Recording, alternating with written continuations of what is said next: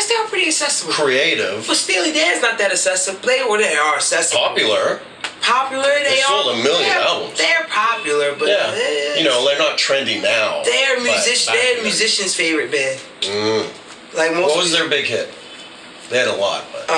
Peg. What is an artist that you love that deserves more exposure? Not underground, but like underappreciated. That deserves more. I don't even know what that is. Who should the kids? You know, you were into studying, and you studied a lot of artists. You hit the fucking books on music hard, and you went through libraries, right? And so, if somebody wanted to do that kind of thing again, who would you recommend to you? Like a young Stanford asks you, like, who should I hit up that is not, you know, that everyone knows? My thing is that what happens is like I'm not a tree yet. You're getting there though. But I would say is that, and I also don't make seeds. Let me see. This way. So what happens is I could keep growing to this point right here. Yeah. And I could have decided to branch off, and that's where I'm gonna be a branch at. Right. But instead of me branching off, I decided that let me look. Do I really want to branch off here? And then all of a sudden I see somebody else who did branch off right there, and then they do what I would have did if I did that. Right. Like maybe a not level, exactly, like a but plateau they pretty much reached that plateau, and it's like even Donald Glover, like when he was the person who he keeps going higher. Yeah. But what I'm doing is even different than his. But there was a point where we did the same. 3 things. Similar age, similar locations. Similar age, similar locations. Similar artistic interests. I was a screenwriter. In New York City. Yeah. Wow. I did stand-up comedy. No shit. And, I'm doing stand-up comedy right now. Yeah. You see me do it. Yeah. What was your stand-up comedy like? I only did it because they asked me to. Because they thought I was funny. Yeah. And plus, there was like a call for comedians and. Right.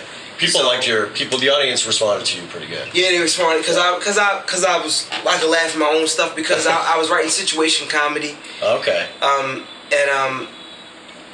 I just took a bunch of situations and made them into jokes.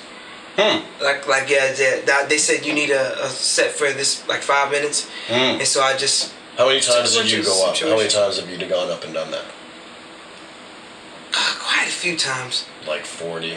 No, not 40 times. Like 20? I haven't done 40. Like probably, 15 to 20? Probably less than 15 times. Oh, okay. Yeah, maybe. Feels like a lot though. Well, it's because I do music now. A lot of times, music and stand-up comedy, it kind of becomes the same thing, except sometimes I don't. I can say that with my actions, not in my mind. I would say, but in my actions, I don't necessarily trust my audience sometimes.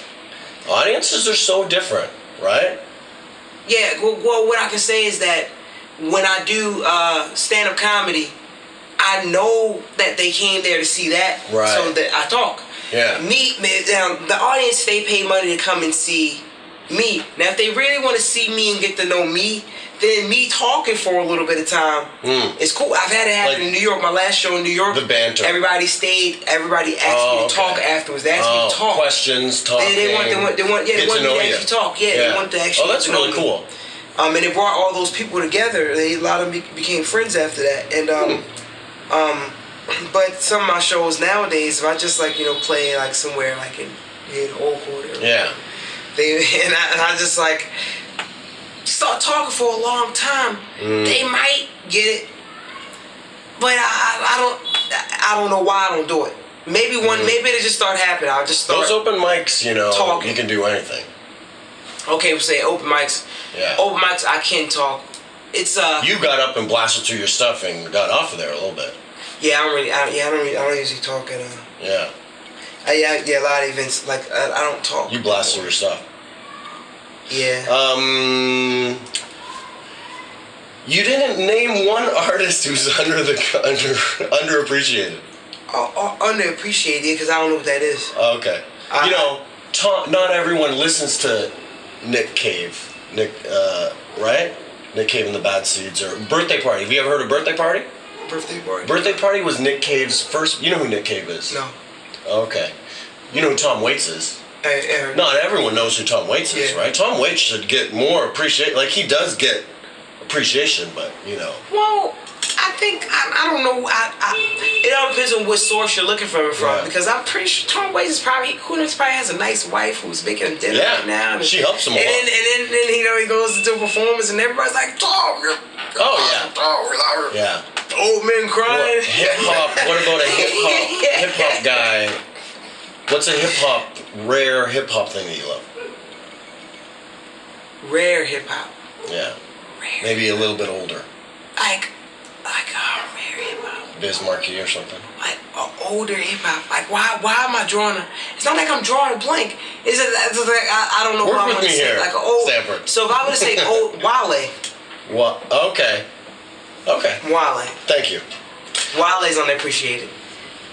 What is your semi-public drug stance? My semi-public drug stance? Yeah. Semi-public drug stance, well, drugs is just, you know, only illegal and prohibited because it creates government stability. If in societal stability, if somebody can't just lock themselves in a room forever and, you know, grow a few tomato plants and smoke weed every day. If we could, you know, Canada's going to legalize weed and we're going to get the right to grow 4 plants. That's pretty good. I don't know. Nah. You know. Okay. We could cut this, I don't know. What drug would you be interested in trying? Oh, well, I'm done already. I completed the drug. You mentioned DMT in your... Yeah. You did DMT? Yeah. Did you blast through the top of your head and go to the... next realm? I didn't have to do all that. Oh, okay. No. You got buzzed like you're on acid? No. Acid doesn't do anything for me. Acids are a fine drug for me. It just... it removes something. But you know, you did DMT, a certain amount of DMT, and things got weird and trippy, and you didn't pass the fuck out and go to another realm and communicate telepathically with sacred geometry to light beings? I'm really interested in DMT. Okay, so all that stuff that you mentioned... Yeah. It happened? You can't really talk about that stuff. I know. Like, not that you can't talk about it, it's just because... Putting it into words. Yeah, that's so it doesn't even exist. Yeah. Like, I could be doing that right now. It's like you get... I could be in another dimension talking to light beings right now. Yeah. We could be on some drug passed out right now. Well, we could wake up right now. Why having a conversation? I could be, like, in this middle of this conversation, I could be... You know, on DMT. Consciousness. Yeah. Okay.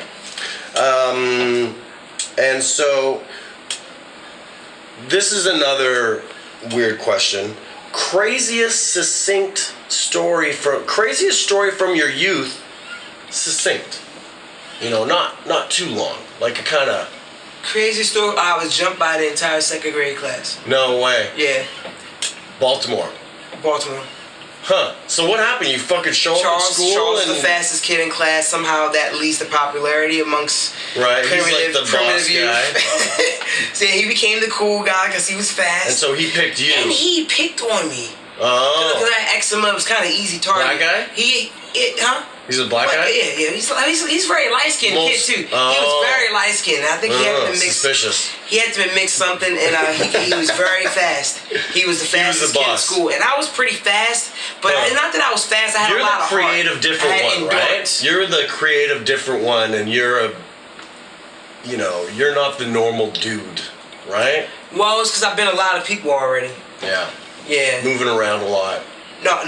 It's the moving around just sometimes the geographic location contributes to a certain type of growth. Yeah. But I would have underwent changes anyway. You change, not images, but you change almost persons, like every once in a while, right? Like screenwriter, multi-instrumentalist, like this. Those dudes don't exist anymore. It's like you unzip a skin and put on new skin. So my whole thing is every single day in one day of life, it kind of goes like this, that you kind of tap into this thing where it's like, oh yeah, there's a parts of it that are consistent and develop in a way that I can track a little bit. Right.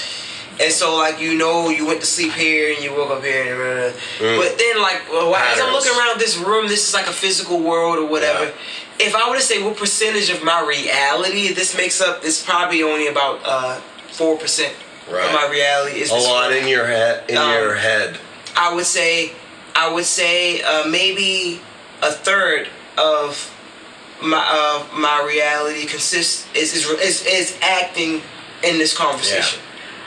And another third is completely silenced, and another third we don't know where that is. So, but it's there. What if that silenced third could talk? What would it say?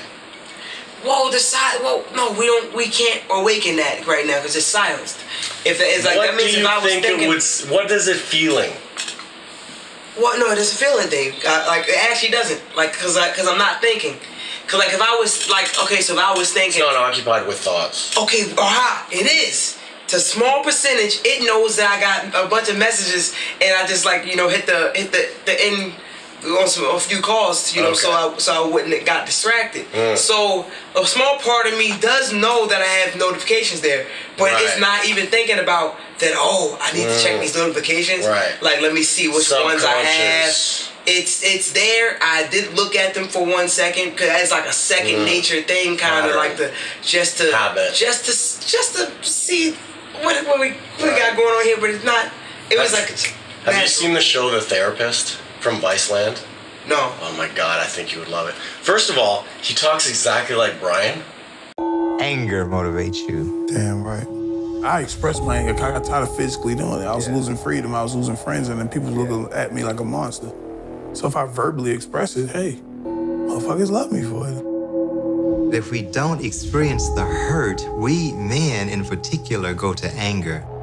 You perhaps had not really processed the grief and pain and hurt from the loss of your two brothers. Let's go there. Like, fucking exactly. But he's this old guy. He's a black guy, and his name is like Nam Singh Ram or something. He's got one of those like Kundalini names, right? That he took. And so he was really into Kundalini, and then he got into therapy. So it's almost like a yogic therapy, almost, but very much therapy with just a little yoga stuff. Kundalini yoga is pretty weird. And so he sits. It's a Viceland TV show, and he sits with rappers and musicians, and he gives them a therapy session, and it's traditional, psychoactive therapy, talking about your problems, issues, and he tries to get to the root of the matter and solve their problems right there. And so you have guys who get in shootouts, and you have, there's, this one guy, he was in Slipknot or something, and he was molested and stuff like that when he was a kid.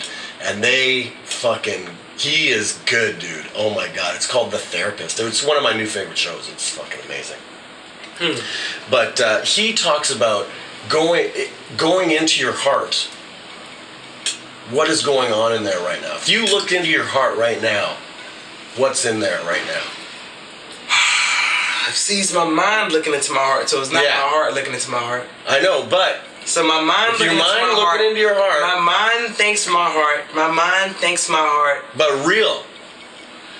Try to strip away the illusionary bullshit things of your mind and try to get a real perception of what is going on in your heart right now. In my heart right now. Yeah. So in my heart right now. Lights, darknesses, feelings, emotions, fears. Oh. My heart is actually content and open. It's like a river. My heart doesn't exist anymore. It's my heart is not that muscle that keeps the flow going. It regulates your spiritual heart. Yeah, it's more like it's stuff You're is into coming the and flow. going. Yeah, it's coming flowing. and going. That sounds good. Okay. Okay, we're probably more than halfway. What is an interesting character from your youth? Like a character, a neighborhood character, or from school, or just a real character. You know what I mean? Brooklyn, you know, crazy musician or something? I would say, if I had to mention a crazy character, Yeah. I don't know, I would just mention the Monkey King. From the movies? No, the Monkey King is a person. Real guy? No, girl. It's a girl. Cambodia? Yeah, she's Vietnamese. Vietnamese. Down south? No, here in the... Here? Yeah. We have a Hanoi female Monkey King and I don't know about it. Yeah.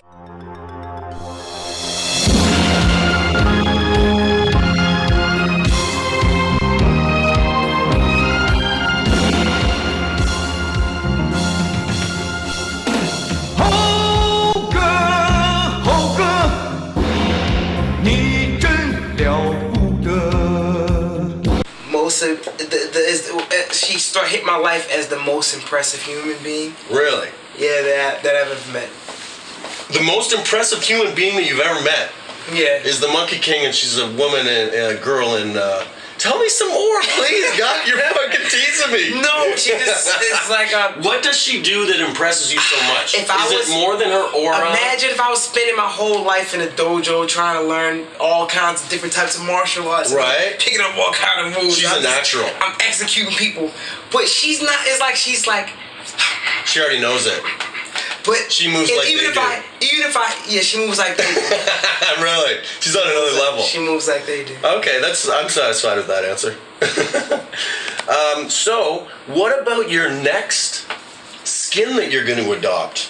What new artistic territory is drawing you in?